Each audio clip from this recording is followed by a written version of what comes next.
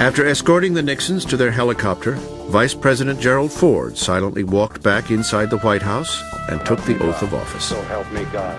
My fellow Americans, our long national nightmare is over. Number 38, Gerald Ford, Republican, 1974 to 1977, 61 years old, from Michigan. As Jerry Ford stepped into the White House, he walked into a house of turmoil.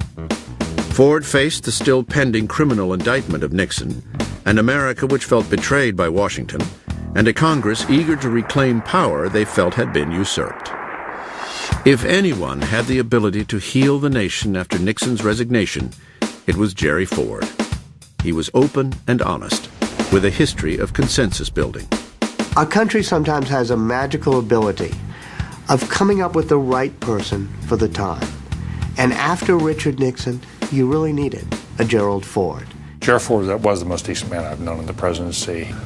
When he heard about the Nixon enemies list, he said, any man who has to keep a list in order to remember his enemies has got too many enemies. Right away, Ford became frustrated with his inability to preside over the business of the nation.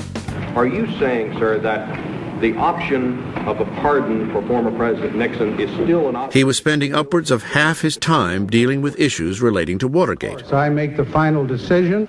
And he said at some point, we got to cut this off. I've got to govern. We've got to deal with inflation. We've got to deal with Vietnam. We've got to deal with the Soviets. We've got big issues out here. So he said, I'm going to cut it off.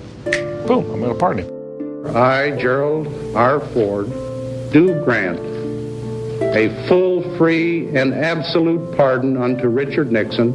He is correct that it would have consumed his presidency, but it was the lack of consultation, the lack of preparation, the lack of a sense that he had not built enough legitimacy himself to be able to make that determination.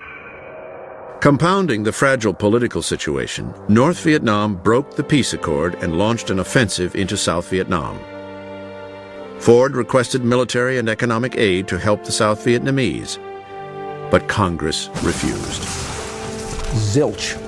The Congress wouldn't give any more aid. They had had enough.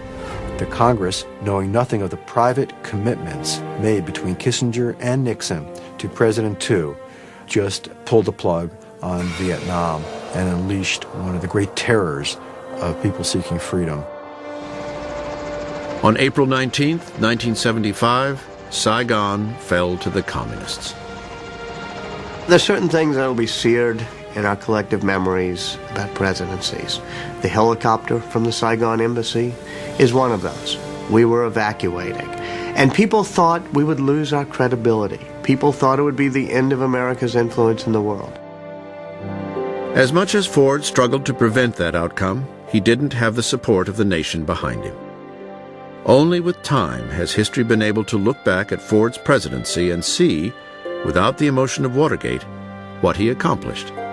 I asked him what he wanted his legacy to be, and he said, what I really want is to leave my country better than I found it. And he did. In the 1976 election, Americans wanted to get Watergate and Vietnam behind them, and they would turn to a true Washington outsider as the next occupant of the White House.